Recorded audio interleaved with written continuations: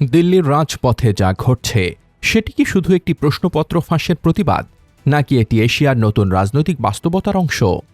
ভারতের তরুণদের একাংশের অভিযোগ, বছরের পর বছর কঠোর পরিশ্রম করে পরীক্ষায় অংশ নিলেও প্রশ্নপত্র ফাঁস, নিয়োগে অনিয়ম, দুর্নীতির অভিযোগ এবং রাজনৈতিক প্রভাবের কারণে তাদের স্বপ্ন বারবার ভেঙে যাচ্ছে। এই ক্ষোভ থেকেই জন্ম নিয়েছে নতুন প্রজন্মের প্রতিবাদ। কিন্তু এই গল্প শুধু ভারতের নয়। বাংলাদেশের শিক্ষার্থী নেতৃত্বাধীন আন্দোলন রাষ্ট্রীয় ক্ষমতার কাঠামোকে বদলে দিয়েছে। শ্রীলঙ্কায় অর্থনৈতিক সংকটের সময় হাজার হাজার তরুণ প্রেসিডেন্টের সরকারি বাসভবন দখল করে বিশ্বকে চমকে দিয়েছিল। নেপালেও সাম্প্রতিক বছরগুলোতে তরুণদের মধ্যে পুরনো রাজনৈতিক অভিজাত গোষ্ঠীর বিরুদ্ধে অসন্তোষ বেড়েছে। অনেক আন্দোলনকারী অভিযোগ করছেন, একই রাজনৈতিক পরিবার ও নেতৃত্ব দশকের পর দশক রাষ্ট্র ক্ষমতায় প্রভাব ধরে রেখেছে, অথচ সাধারণ তরুণেরা বেকারত্ব, দুর্নীতি এবং সীমিত সুযোগের সঙ্গে লড়াই করছে। সামাজিক যোগাযোগ মাধ্যমে রাজনীতিবিদদের পারিবারিক বিলাসবহুল জীবনযাপন নিয়ে সমালোচনা এবং জবাবদিহির দাবি এসব আলোচনাকে আরও উস্কে দিয়েছে। ভারতেও একই ধরনের প্রশ্ন উঠছে।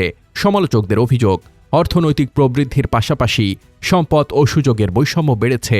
বিরোধী দল, মানবাধিকার সংস্থা এবং বিভিন্ন নাগরিক সংগঠন দীর্ঘদিন ধরে অভিযোগ করে আসছে যে কেন্দ্রীয় সরকারের সময়ে মত প্রকাশের স্বাধীনতার ওপর চাপ বেড়েছে, বিরোধী নেতাদের বিরুদ্ধে তদন্ত সংস্থার ব্যবহার বৃদ্ধি পেয়েছে এবং ধর্মীয় সংখ্যালঘুদের নিরাপত্তা ও সম অধিকার নিয়ে উদ্বেগ তৈরি হয়েছে। সরকার এসব অভিযোগ অস্বীকার করে বলছে, আইন সবার জন্য সমান এবং রাষ্ট্রের পদক্ষেপ সংবিধান ও আইনের মধ্যেই সীমাবদ্ধ।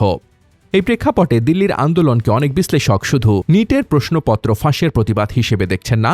তাদের মতে এটি এমন এক প্রজন্মের কণ্ঠস্বর যারা বংশগত রাজনৈতিক প্রভাব, দুর্নীতির অভিযোগ, বৈষম্য, বেকারত্ব এবং জবাবদিহির অভাবের বিরুদ্ধে আরও উচ্চ কণ্ঠ হয়ে উঠছে।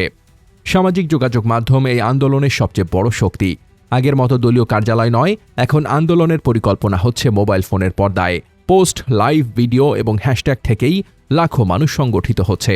ফলে রাষ্ট্রের জন্য আন্দোলন নিয়ন্ত্রণ করাও আগের তুলনায় অনেক কঠিন হয়ে উঠেছে। ইতিহাস বলে, যখন কোনো দেশের তরুণরা বিশ্বাস করতে শুরু করে যে তাদের মেধা ও পরিশ্রমের চেয়ে রাজনৈতিক প্রভাব বেশি মূল্যবান, তখন ক্ষোভ ধীরে ধীরে আন্দোলনের রূপ নেয়।